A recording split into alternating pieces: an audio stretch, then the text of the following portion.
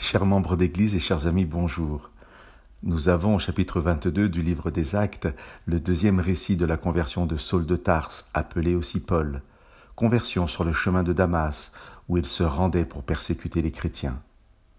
Dans ce chapitre 22, c'est Paul lui-même qui raconte sa conversion aux Juifs réunis à Jérusalem.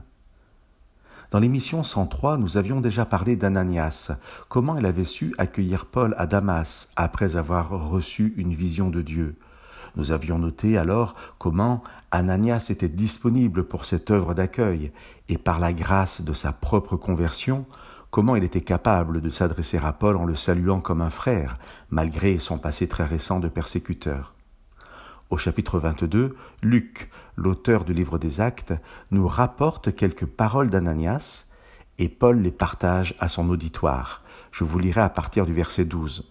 « Or, un certain Ananias, un homme pieux selon la loi, de qui tous les Juifs qui habitaient là rendaient un bon témoignage, est venu à moi et m'a dit « Saul, mon frère, retrouve la vue. » À ce moment même, j'ai retrouvé la vue et je l'ai vu.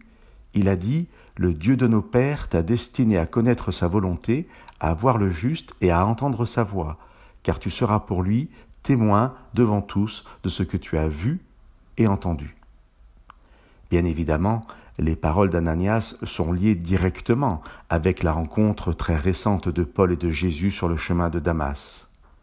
Mais peut-on entendre aujourd'hui ces paroles comme des paroles universelles, adressées à tous ceux qui rencontrent Jésus sur leur chemin d'une manière ou d'une autre?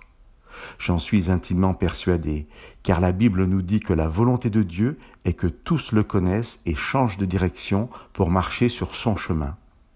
Chers amis, aucun de nous ne doit douter que Dieu nous a destinés à connaître sa volonté, à voir le juste et à entendre sa voix. Peu d'entre nous vivront un chemin de Damas pour ce qui est de l'extraordinaire, comme Paul nous le raconte. C'est-à-dire que peu verront une lumière plus brillante que le soleil en plein midi et peu seront rendus aveugles par ce type de rencontre. Mais nous tous, chers amis, nous pouvons vivre ce qu'il y a en fait de plus extraordinaire, de plus puissant dans la rencontre de Paul. C'est la rencontre avec Jésus. Nous tous, nous pouvons être illuminés par sa lumière, qui ne rend pas aveugle, mais redonne la vue.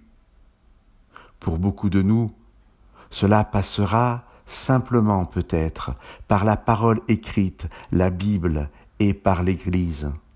Là où nous tous, nous avons les moyens de voir et d'entendre le Christ nous parler. Que Dieu vous bénisse.